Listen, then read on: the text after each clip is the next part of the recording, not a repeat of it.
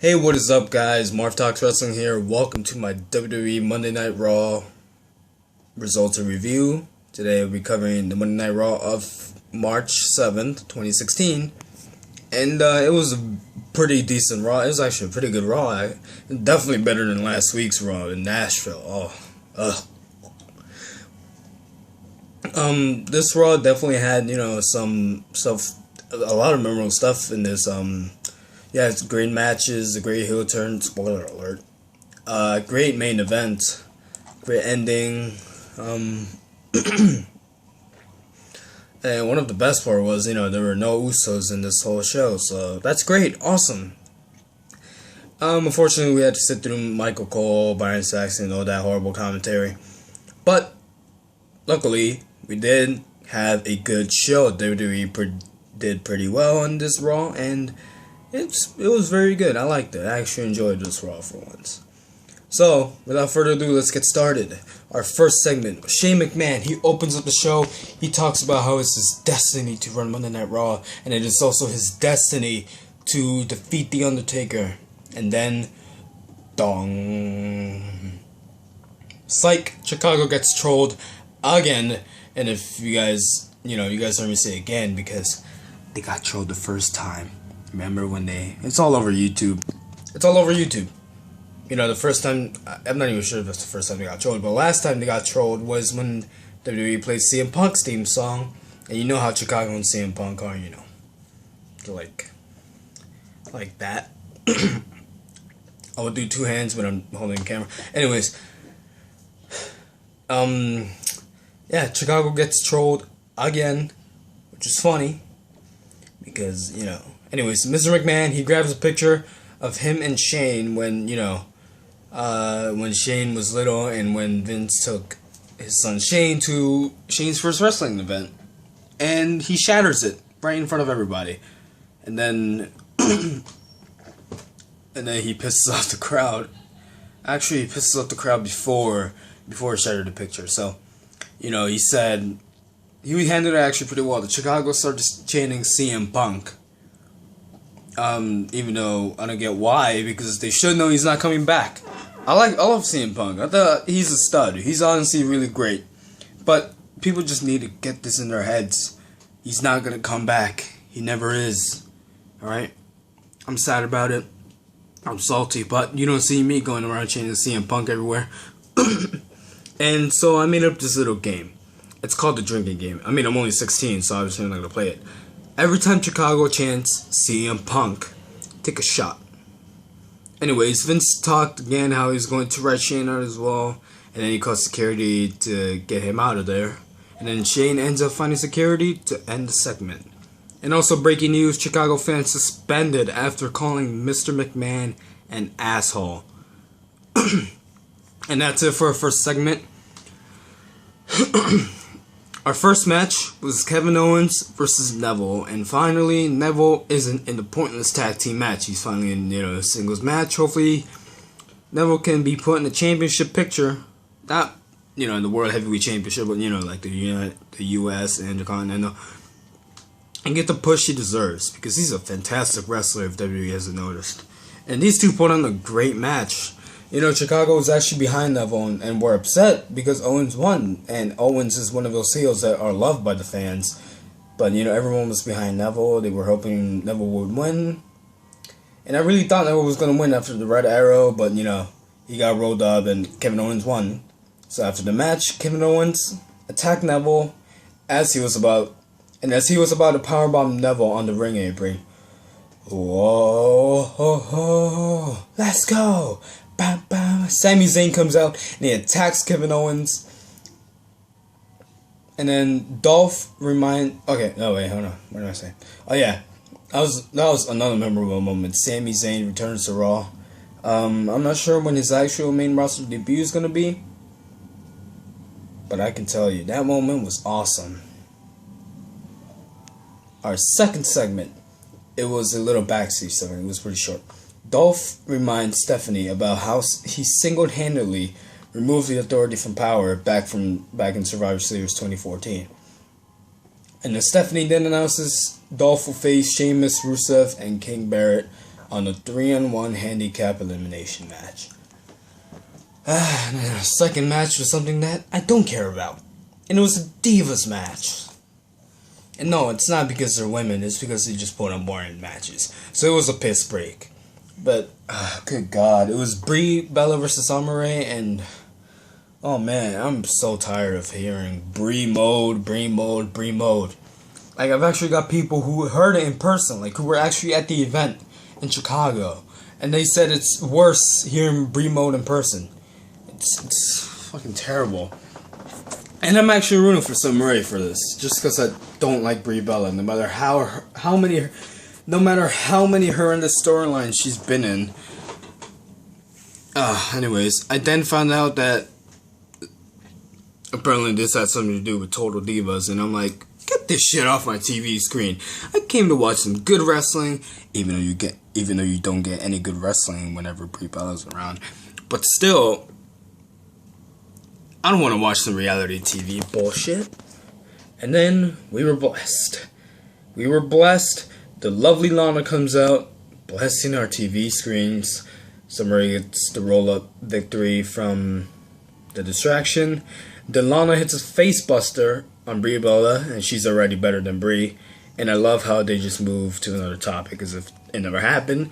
Which brings me to my third segment. Dean Ambrose comes out. He claims that on WWE Roadblock, he is going to hijack the WWE World Heavyweight Championship, and he's going to hijack WrestleMania, whether we like it or not, which is what I like, so I don't mind that at all.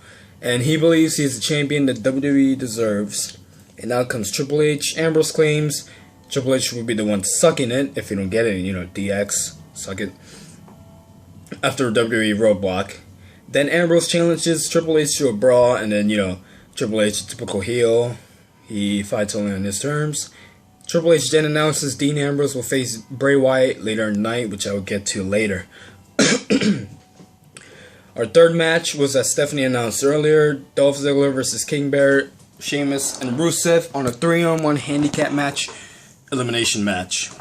The first fall happens when Dolph super kicks Barrett, and Barrett gets eliminated. Of course, King Barrett, he takes the fall. Poor guy. Dolph was gaining momentum, but then Rusev kicked Ziggler in the head, and then Sheamus followed up with a bro kick to Ziggler to win the match. Our fourth match was actually talented wrestlers, Naomi and Tamina versus Becky Lynch and Sasha Banks. And finally, we get talented female wrestlers. I love seeing Becky and Sasha. Guys, last kicker. Where's my last kicker shirt?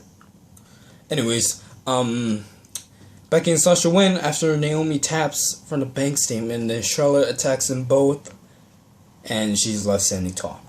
Our fourth segment was one of those, Goldust and R-Truth segments. It's actually pretty funny this time. So let me see this.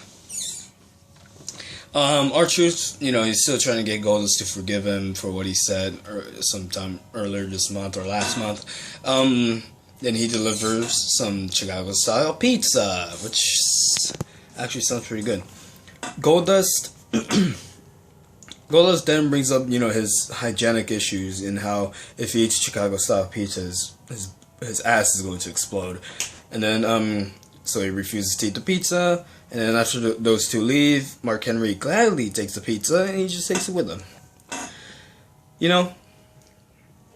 I've always wanted to try Chicago-style pizza. Everyone is saying how good it is.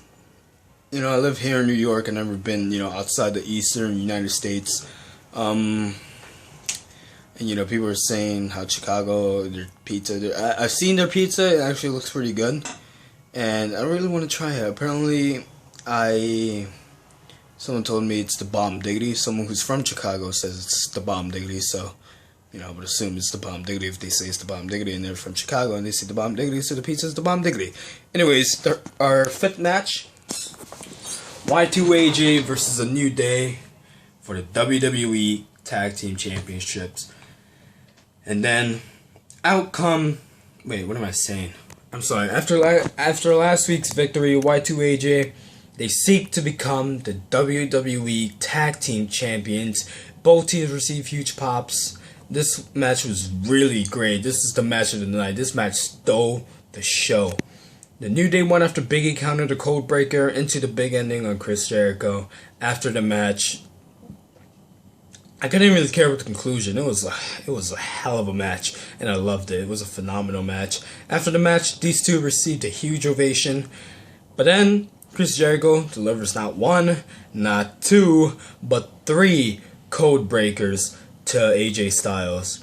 And, I guess those Y2AJ shirts had a good run, even though it didn't even last the whole night.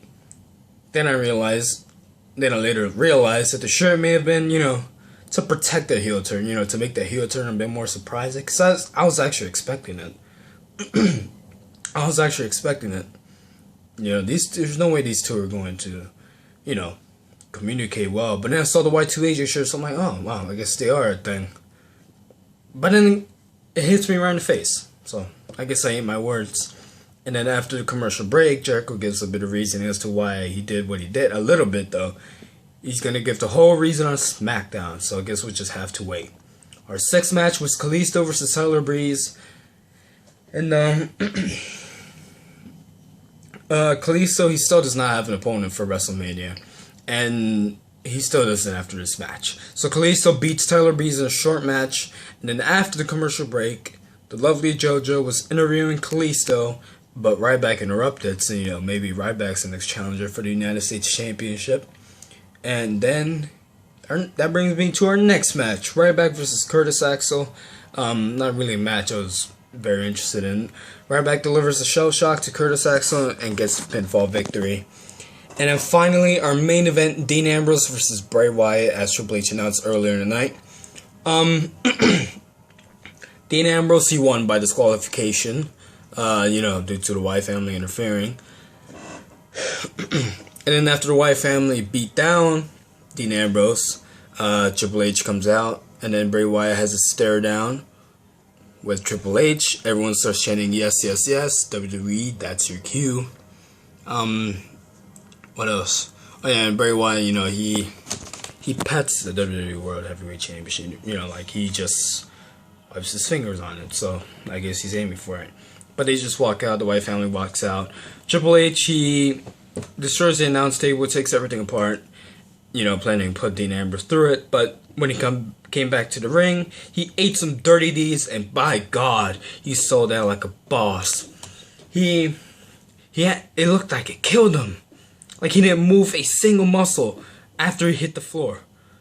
That's it. And then Ambrose was holding the WWE World Heavyweight Championship, and my God, that was a beautiful scene. And that is it for Monday Night Raw. It was a very good Raw. I actually enjoyed it. Thank you guys for watching. If you enjoyed, please leave a like, subscribe. I would greatly appreciate it. Any type of support is appreciated. Follow me on Instagram. I also got an Instagram link down in the description.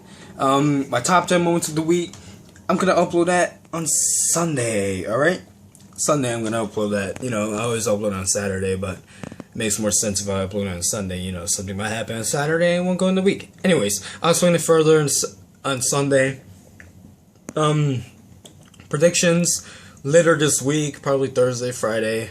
Definitely before Roadblock, obviously. So expect that. What else? That's it. Thank you for watching, and have a beautiful day. Goodbye.